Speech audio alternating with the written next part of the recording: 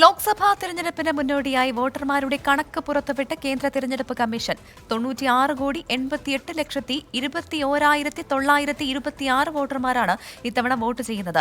തെരഞ്ഞെടുപ്പ് പ്രഖ്യാപന നടപടിയുടെ ഭാഗമായാണ് കമ്മീഷൻ കണക്കുകൾ പുറത്തുവിട്ടത്. നിതിൻ അംബുജൻ ചേരുന്നുണ്ട് ഡൽഹിയിൽ നിന്ന്. നിതിൻ, കഴിഞ്ഞ വർഷത്തേക്കാൾ 7% വോട്ടർമാരുടെ വർധന ഇത്തവണ ഉണ്ടാകുന്നുണ്ട് എന്നാണ് ഞാൻ മനസ്സിലാക്കുന്നത്. മറ്റു വിവരങ്ങൾ?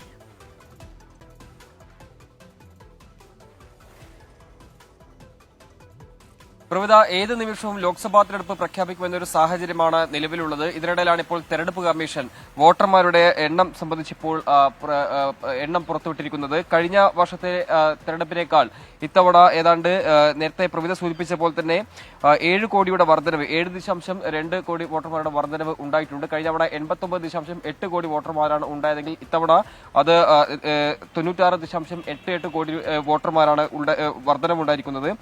അതോടൊപ്പം തന്നെ പുരുഷ വോട്ടർമാർ ഇത്തവണ 49.72 കോടി വോട്ടർമാരാണ്. വനിതാ വോട്ടർമാർ 47.15 കോടിയാണ്. കൂടാതെ 48,000 പേരാണ് ട്രാൻസ്ജെൻഡർ വിഭാഗത്തിനും വോട്ടവകാശമുള്ളത്. എന്തായാലും ഏത് നിമിഷവും ലോക്സഭാ തെരഞ്ഞെടുപ്പ് പ്രഖ്യാപിക്കുമെന്നൊരു സാഹചര്യമുണ്ട്. ഇതിന് മുന്നോടിയായാണ് ഇപ്പോൾ തെരഞ്ഞെടുപ്പ് കമ്മീഷൻ വോട്ടർമാരുടെ പട്ടിക സംബന്ധിച്ച് പുറത്തുവിട്ടിരിക്കുന്നത്. ഒരു പക്ഷേ ഈ മാസം അവസാനം ഇത്തരത്തിൽ തെരഞ്ഞെടുപ്പ് പ്രഖ്യാപനം ഉണ്ടാകുമെന്നാണ് പ്രതീക്ഷിക്കുന്നത്.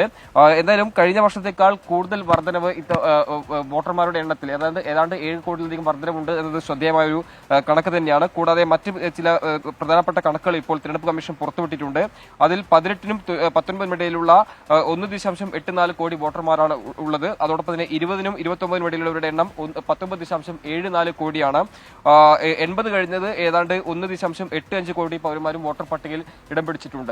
പ്രവിത, ശരി. ലോക്സഭാ തെരഞ്ഞെടുപ്പിന് മുന്നോടിയായി വോട്ടർമാരുടെ കണക്ക് പുറത്തുവിട്ടിരിക്കുകയാണ് കേന്ദ്ര തെരഞ്ഞെടുപ്പ് കമ്മീഷൻ. 96,88,00,000-ലധികം വോട്ടർമാരാണ് ഇത്തവണ വോട്ട് ചെയ്യുന്നത്. കഴിഞ്ഞ തവണത്തേക്കാൾ 7,20,00,000 വോട്ടർമാരുടെ വർധനയാണ് ഉണ്ടായിരിക്കുന്നത്. ഏത് നിമിഷവും തെരഞ്ഞെടുപ്പ് തീയതി പ്രഖ്യാപനം ഉണ്ടാകും എന്നാണ് കരുതുന്നത്.